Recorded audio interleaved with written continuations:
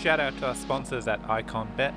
Open source, decentralized gaming, no deposits, play straight from your wallet. IconBet, made by the players, for the players. Ion Icon is proudly supported by Icon Nation and the Icon community.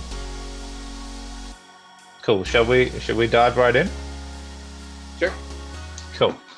Okay. So as usual, I think we have a few regulars, but anyone who wants to ask questions, just hit the microphone and jump in.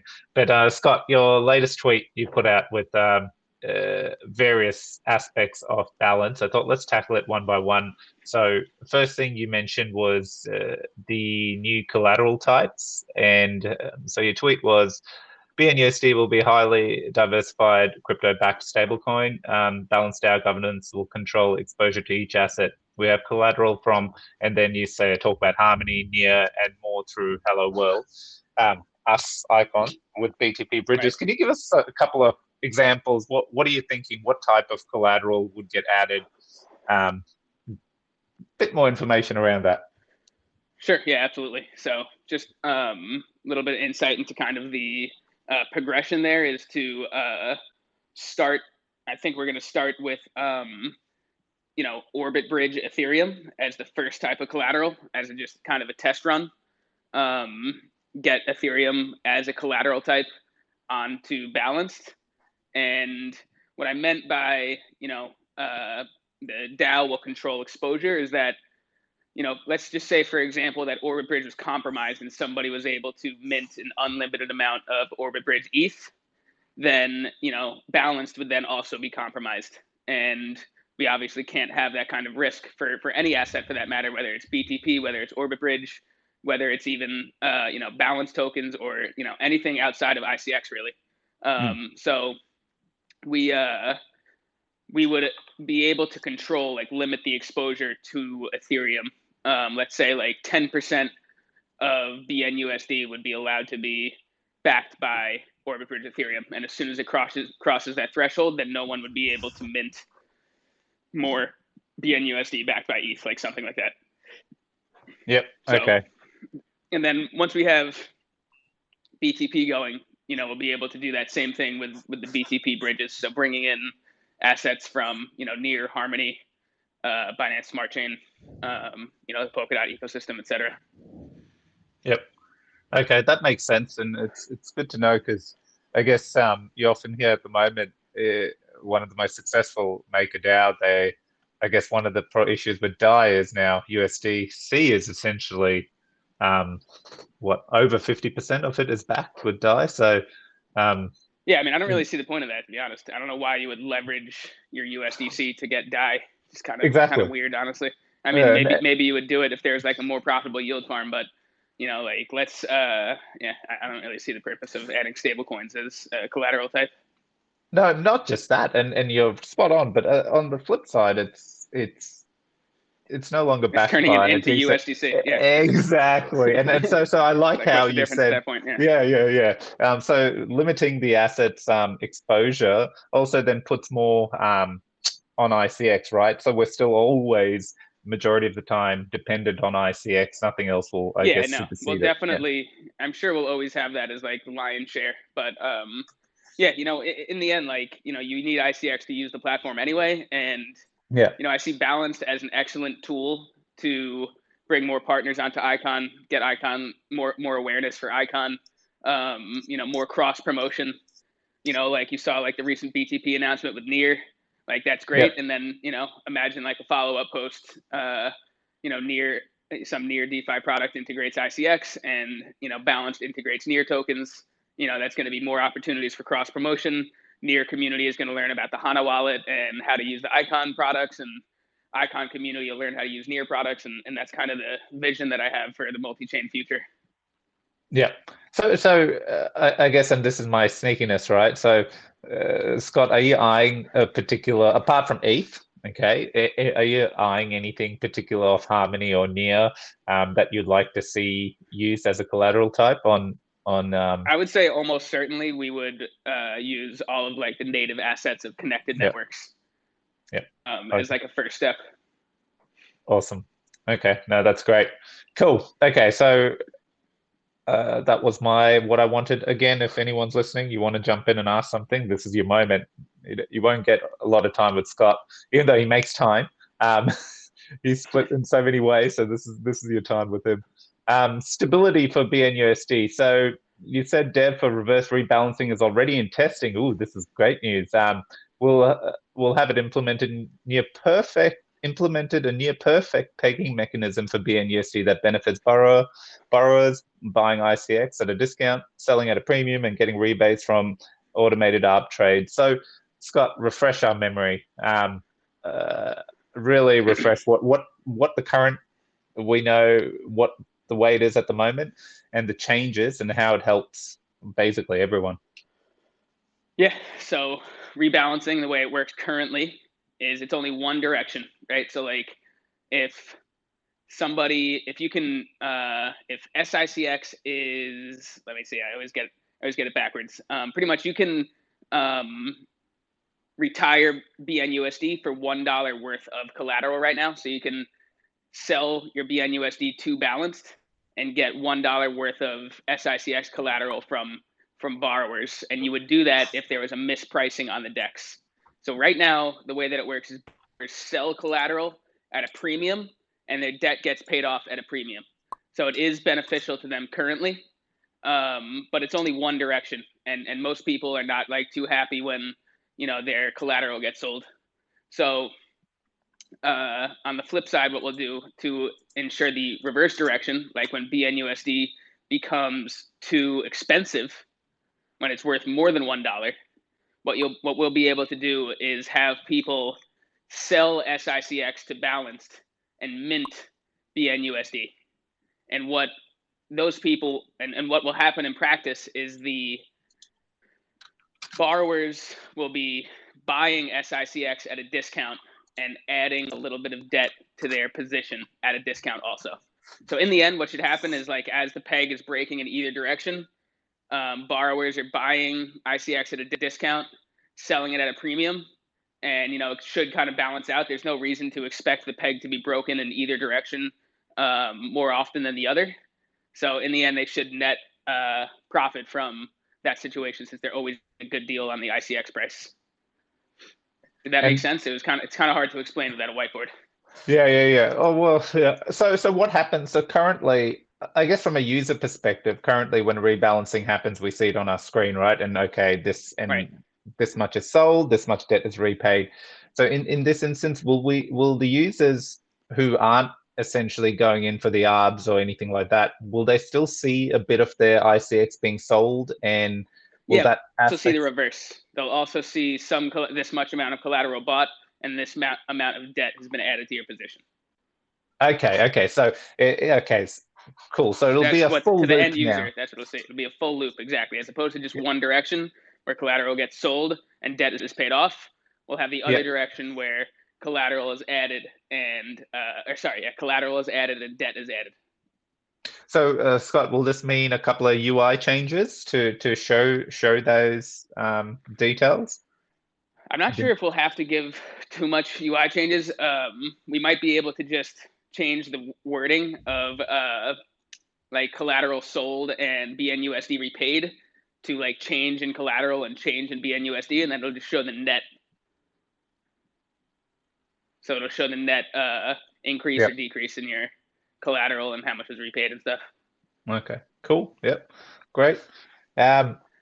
Okay, so next one you mentioned was new assets listed on the DEX. And I'll just read the tweet again. When we add a new type of collateral, we'll set up a new incentivized LP off the collateral against BNUSD. This will further the utility of BNUSD, giving users the ability to purchase a diverse set of assets and further strengthening the peg.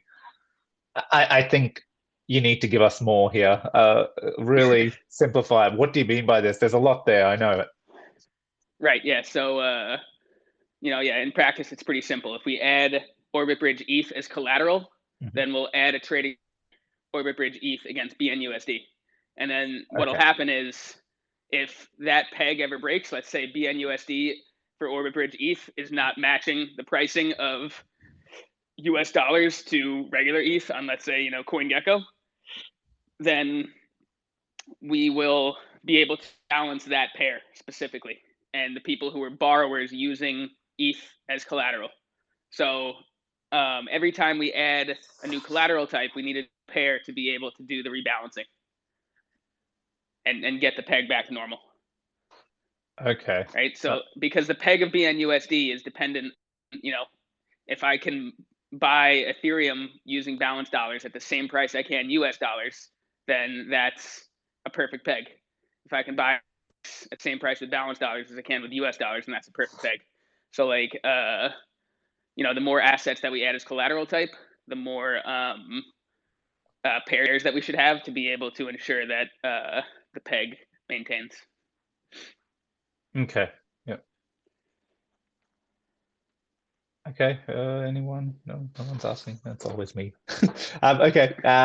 So the next one, you say a new token economy for staking balance. So after doing a lot of research with Curve, we are planning a major overhaul of our token economy to deeply align incentives between borrowers, liquidity providers, and balance stakers. You said proposal coming soon. Could you share your thought process around this? Sure. Yeah. So I'm pretty much looking to mimic what Curve has done with maybe some small changes, but nothing crazy. And the way it works on Curve is that, as opposed to just like staking Curve token, earning CRV for doing that, there's actually not that much value add to the protocol itself when people stake the token, right? It's more of just like something people are used to doing. When you stake ICX on Icon and you earn a reward for it, it's because you're doing something very valuable. You're helping, you elect block producers who then secure the network. It's like very necessary. Staking CRV and staking balance tokens, that doesn't add it. Like, it's not like a critical function of balanced. It's more just like showing your appreciation, if anything. So in order to, align staking rewards with a critical function, what Curve does is, as opposed to just giving tokens for staking CRV, what you do is, if you're a liquidity provider, let's say you're earning a 10% APY, what you're able to do is stake CRV tokens and boost that APY up to 250% or 2.5 times. So if you're earning 10%, you could stake a certain amount of CRV tokens and instead be earning 25%. Yep. So what it does, and I plan on doing something similar. So what it'll do is it'll incentivize liquidity providers on Balanced to stake their balance tokens in order to optimize their yield. And this is going to reward, and what this does is it's an incentive mechanism that rewards people who are both liquidity providers and long-term supporters of the platform. So like, those are obviously the people that you want to reward most. So I think it's just a really good incentive mechanism that really aligns everyone on the platform. Yeah, no, that is great. Because, but on the flip side, has that, when I think about that, like, for example, the yield farming protocols, let's say Harvest Finance, then they actually try to qualify for these boosts as well, don't they? As part of, so that's they use a good thing. Like, what they do is they're trying to compete to see who has the most, to get the most boost possible. Yeah. Right, and the most boost is the most CRV token. So. Yeah. No, I love it. Okay. So it's not on the flip side, it's a bonus. So once we see, hopefully, Optimus, right. So Optimus details would be doing that. Yeah. Yeah. Like accumulating balance tokens, staking them for 2 years, optimizing the amount of boost that they get, so that way they can give the best yield possible to their users. Yeah. Okay. Makes sense. Excellent. No, that's a good one. I'm glad you broke that down for us. Right. Okay. Next, block by block rewards. Oh, well, this is simple stuff, but tell us. Yeah. So every 2 seconds, we're saying now, so no longer snapshots. How, in terms of what we'll see, just basically every 2 seconds, that balance figure going up in our display? Right. Yeah, exactly. Yep. Okay. Oh, that's very easy. Can't wait for that. How far away is that? Yeah, that's a tough one. We're going to try and get everything, like, we're trying to get as much as we can of that list on testnet this coming month. Cool. Is kind of the plan that I'm looking at. But stay tuned as I refine that. And we release our upgrades on the first Monday of every month, along with a new roadmap update. So August 2nd, we'll have new roadmap update and have shipped what we promised for the last roadmap update. So for this August, just backtracking, will we see the rebalancing feature, or is that right? Yep.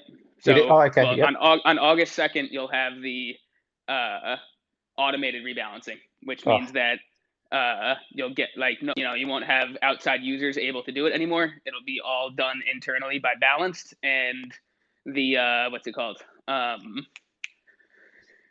The arbitrage income will go back to borrowers as well. So you'll be selling less collateral, or no, you'll be getting more debt paid off than you normally would have.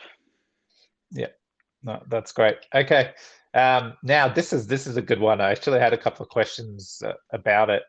So collaboration with Ohm Finance. So if, as you say, 0% interest on balance rewards and ICX staking rewards aren't enough to use on Balanced DAO, our goal is to let users loan their collateral on Ohm Finance to earn yield while you borrow. So my comments was, hold up, break this down for us. So I'm reading this as in I can take my collateral that I've added and borrowed on and take that to Ohm Finance as well. Have I read that correctly?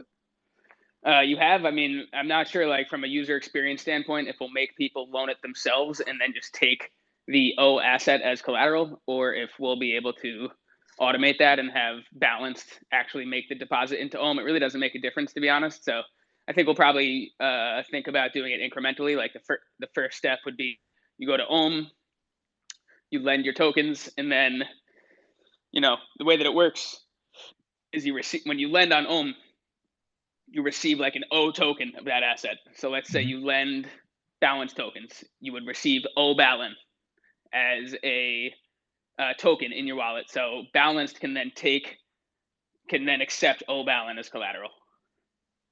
Okay, that's how this would work. So you receive this IOU token from, where if you burn these tokens, you'll get this many Balance tokens back, and we'll allow those IOU tokens to be used as collateral on Balanced. Okay, so in similar fashion, if you're taking ICX, you take ICX to Ohm, and you put it in the background, it converts it to SIS staked ICX. And because you're using it on Ohm directly, does it give you OSICX? Is that how it will work? That is how it'll work, yeah. Okay, and then I can take that OSICX and bring it onto Balance and take out a loan and mint BNUSD. Yep, super leverage, they call it. Yeah, double tap. Okay, super leverage is better. Double tap is dated. Cool. No, that's great. Okay, thank you for that. I think that's what it says. There was a few questions around it, so anyone now that is listening will, there's the answer. That's great. That's it's fantastic, actually. Yeah, excited about that one. I definitely think as BTP grows and the number of assets on Ohm grows, I mean, I definitely, like I said, I'm having trouble sleeping just thinking about all this stuff. I just can't wait for it to happen. It's just killing me.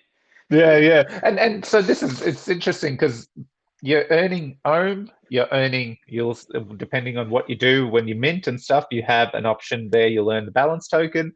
And then if that's not enough, like with equality and things coming, you can then put that into there, and all of a sudden it's just earn city. No, I mean, that's actually a good point. Like, I think you said you're earning Ohm. I think that's why instead of doing it automatically for people on Balance, we'll probably have them go to Ohm first and get the O token, so that way they get credit for they receive the Ohm token rewards. Because if Balanced did it, then Balanced would get the tokens. Yeah, exactly. You're right. No, that's a big one. That's huge. Oh, Scott, we got to push this in the right direction when it becomes available, because I mean, I don't see why it wouldn't. Yeah, I mean, once we get more assets on Icon through these bridges, and I mean, even in the meantime, we have Orbit Bridge. I mean, Ohm is launching with some Orbit Bridge assets. So and yeah, that's IETH. So because we already have IETH on Unified, just so everyone listening. Exactly. So and it's good that we have it on more dexes. It's good. Okay, Cool. That's a good one. Enhancements. So under this one, you've mentioned that in order. Oh, again, we've got a lot of new people joining. You want to ask Scott some questions? Please fire away.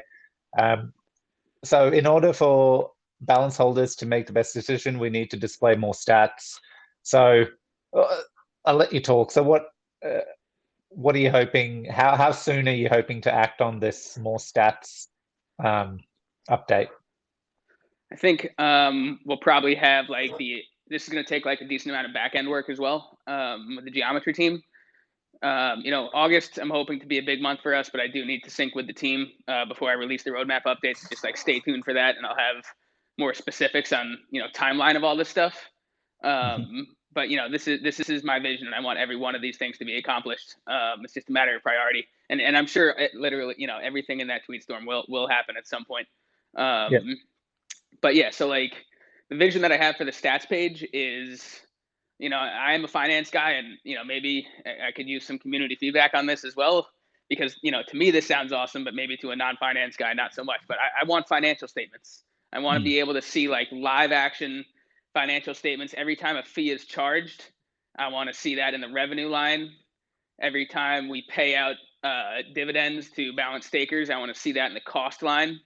I want to see the net income for the DAO over a different period of time. I want to see a balance sheet as well. And a balance sheet will have all of the current assets held in the DAO. And then we'll be able to get both, from the costs, which is paying out to balance stakers, we'll be able to see clearly like how much we're spending on rewarding people who are staking, with the network fees, how much they're getting on a daily, monthly, weekly basis. And then I also want to be able to display to people like, this is what our balance sheet looks like, and this is why it's valuable to hold it in the DAO, because now one balance token, has control, is backed by all of this money in our balance sheet. Like you, as a balance token holder, have control over this. Like, how do we want to spend it? And being able to like show like one balance token equals like this many assets plus, like the speculative stuff and all the other aspects of like being able to boost your liquidity and blah blah blah. Just being able to show what the DAO actually holds, I think, will be really powerful for people to see. The income statement and balance sheet is what I want to display on the stats page. Yep, that's and then awesome. Being able to over like different periods of time. It must be killing you, right? Like, especially finance background, and you want this information. I know, yeah. I want to see it myself personally. Like, I'd love to see financials of Balanced at this point. And another thing that's going to become important, which I have a proposal ready, is like, how are we managing these DAO funds? When you look at a financial statement and you see the dollar value of everything, and then, do we want Balanced to just be like completely screwed in a bear market because, all it is holding, ICX and balance tokens and no stable coins? Like, is that how we want to manage the DAO fund? I don't think so. We should still be able to pay for hackathons and pay for contractors and events,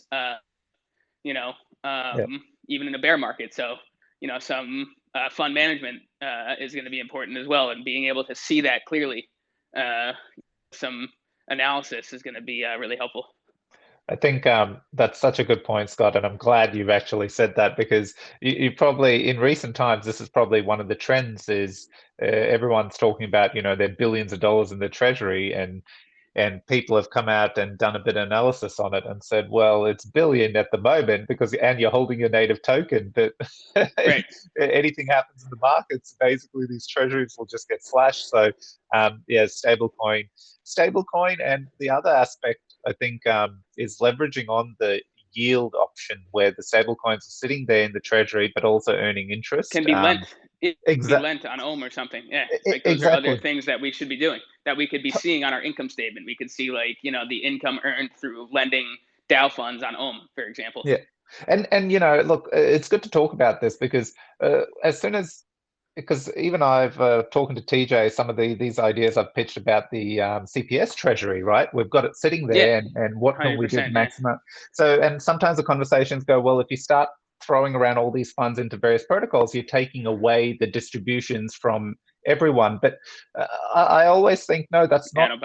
No, it doesn't work that way, because at the end of the day, what you're doing is securing the protocol itself. You're Dude, on making top of the that, like, who complains about having a higher TVL? Like, I don't understand yeah. that logic at all. Like, oh yeah, Ah, let's Icon has the lowest TVL possible, so that way I can get the highest yield on my asset. yeah, yeah. That's just ridiculous. Yeah, exactly. No, cool. Okay, that's a real good one, Scott. I can't wait to see some of that stuff, and I think it'll be really big. Your point is just seeing the Treasury, what it's holding, and statements around that would give a lot of the people who look at the DAO going, "Holy crap, look at that!" Yeah, they're doing it well. Yeah, I mean, a sense of ownership too, right? I mean, you see your balance tokens, you see what's on the balance sheet, and you're like, I'm part of this, and I want to be able to show that to people. Yeah, cool. Okay. Again, a few more people. Anyone wants to ask questions, just hit your microphone and you can step up and have a chat.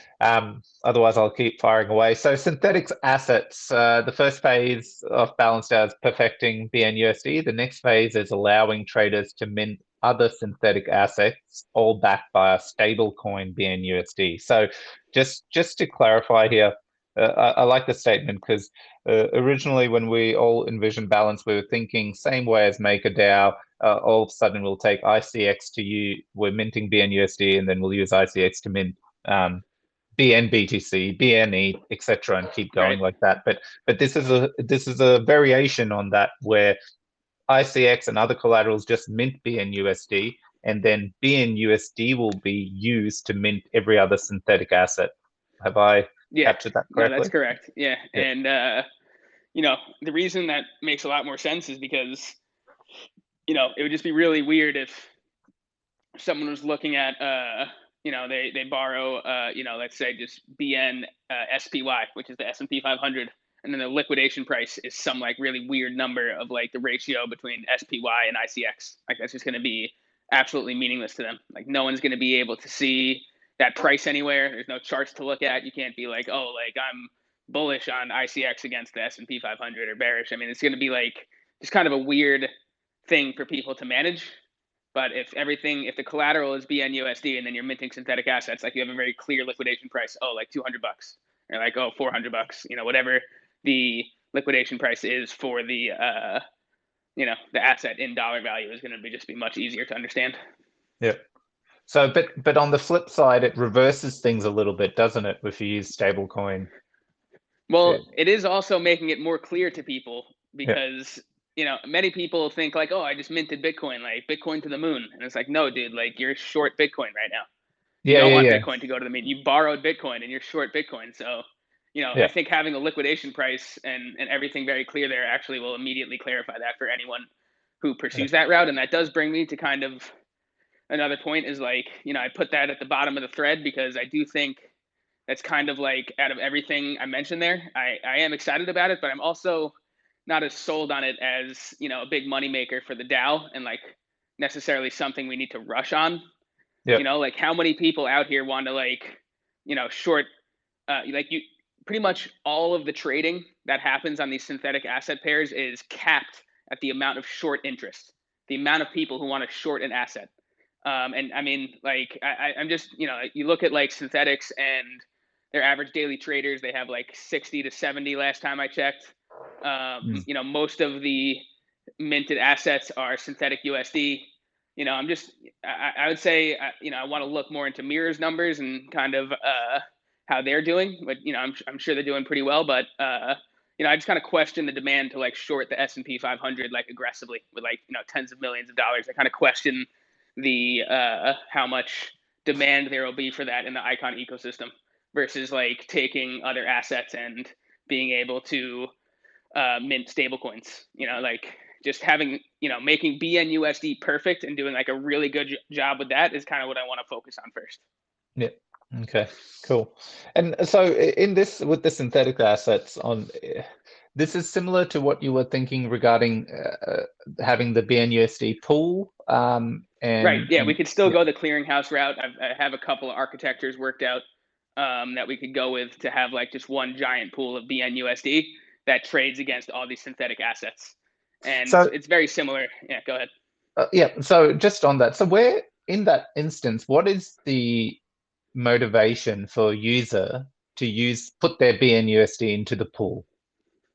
Yeah, so they would get balance tokens, of course, and then the idea would be, to make it sustainable, you would likely need to offer some sort of interest rate. So we would have Yes. like, like anyone who, sells an asset to the pool will be paying like some small interest rate to the pool for taking on that risk. It's kind of how we have it in mind. So there's two ways you could go. One, you could have like, like a fixed fee, and every time you open a position, you have to pay a fee to the pool.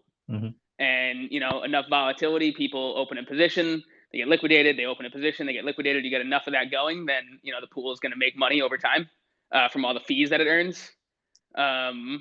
Or we can charge an ongoing interest rate. But yeah, it's still something that needs to be worked out. I would say like the most likely scenario in the midterm is to have like 1 to 2 synthetic assets like balanced Bitcoin, and maybe balanced Ethereum, like something that people like to trade at least. And, there is like a decent amount of short interest for those assets, and just do them like the old fashioned way of just having an AMM for them, and kind of see how it goes, and see like what the demand is. And then if there is high demand and there's a lot of people using these, then I think we can, step up our game and do something like what I was just describing. Yeah. Would and tell me to shut up here, Scott. Will do. Excellent. So, is there a possibility, say, when we have future assets like staking assets or even ICX? Like at the moment, the asset is collateralized and all staking rewards are given back in that form. Because at the end of the day, it's not sustainable if balance rewards are just there, to compensate. At some point, that's going to go. So what if staking rewards, like 2% of staking rewards, are actually redirected into a pool like this? That way, it incentivizes borrowers to put BNUSD into this pool. I mean, yes, they get stripped off 2% off their staking rewards, but that staking rewards is redirected into this pool to encourage BNUSD to get deposited on top of the fees that get charged for minting. Would something like that work, or it goes against the ethos of the protocol? I would say that something like that would work, yeah. But I also think like, it's a little overestimating like the amount of what's it called? Like how much that would actually help. Yeah, because they may not necessarily put the BNUSD in, but I guess that's what. No, not even that. I'm saying like the interest rate offered by like taking 2% of staking rewards, like that's just not going to be meaningful. Okay. You split that across everyone that like you take all the deposits of collateral, you take 2% of their 10%, which is like that's really small right there. And then you divide that amongst everyone who's in the pool. It's going to be pretty small. Okay, I would have thought it was a bit on the flip side, because if you're taking 2% of all the collateral provided to mint BNUSD, but not all that BNUSD is ending up in the pool. Some of it will get used in various other, so that would give it a bit more flowing into the actual pool. Anyway, maybe I've got it the reverse way around. Yeah, no, I'm saying like the Icon staking rewards on the network is 10% annually, right? Yeah. So you then have 2% of that 10% annually. That works out to being 0.2% of the 0.2% return that you're splitting amongst everybody who's in the pool, and that's an annual return. So I don't think that's going to be so impressive. That's to people. not. Yeah. Get it. Yeah. Cool. Okay. Look, that's all I had. And while we're here, Scott, how's the have we gotten anything back from CoinGecko? Can the community do anything to rally the troops and make a bit of noise? I don't know. Yeah, I mean, I've been trying everything I can to what's it called? Speaking to them, CoinMarketCap, our strategic partners, and trying to hit it from multiple angles. I think not exactly sure what it comes down to. So yeah, I mean, if anyone has contacts there that they want to say like, hey, if you can get this token listed on CoinGecko, I'd really appreciate it. I know a lot of people would. If anyone has any contacts there, that would, I'm sure that could help. Yep. So anyone on here or soon when they listen to the stream, yes, yeah, get in touch. I'm hitting them from my angles, and if there's other angles that we can get, there's nothing wrong with that. Cool. Scott, is there anything else? So we've talked a lot about balances there since you've got the community on the call. Is there anything else you want to update on? Any things that are happening in the foundation, on your side, anything? No, I mean, I'm just I'm excited for the future. Obviously, I think that tweet that I put out yesterday really encompasses what I think about on a daily basis, and what keeps me up at night when I pace around my living room thinking about. And definitely, yeah, I think I don't really have too much else to say. I would remind people to maybe get some USDS going in preparation for Ohm, because last I checked, it takes 10 business days to get the deposit in if you have US dollars. So I've been doing that. Okay, yeah. But yeah, just something to look into on Stably, since I know Ohm is going to be using USDS. Yes, good call out. And then Scott, finally, have you dived into Project Nebula yet? I mean, I did start playing that today, actually. Yeah, that was pretty fun. I ran out of fuel pretty quick. Got stranded in space. Luckily, I needed a little bit more fuel to get back to the hangar or whatever it's called. So yeah, I found 2 things. Can't remember what they're called, but earned some stuff, and yeah, it was fun. And I'm definitely gonna keep playing. And yes. yeah, I mean, I like kind of how they use NFTs. I was gonna say this in my tweet earlier, but I didn't want to throw in any potential negativity. I just I'm not big on collectibles. I understand that a lot of people like them, and I understand there's a market for collectible NFTs, but it's just not for me. But something like Project Nebula, where you have tangible fun that's associated with these NFTs, that's something I can really get behind. And so I'm excited to see how things turn out for them. And so far, so good, I'd say. Yep. Agree. It came out late at night, so I didn't get to jump on. So this morning, before all of this, I quickly squeezed in a session, flew around, used up all my fuel, gathered some resources, unlocked some mystery boxes. So yeah, wow, did more than I did. yeah, I've been holding onto all these planets that won in the raffles in the original Gen Zero. So it was time to see the loot I secured. But no, yeah, love it. I love that you can just spend a little bit of time and then step away, do everything else, and when everything's reset after hours, you earn your fuel back. You can just fly around again and explore. So it's not one of those things that takes you away from your work. That's what gaming does for me. I'll just, if I get stuck into a game, bye everything else.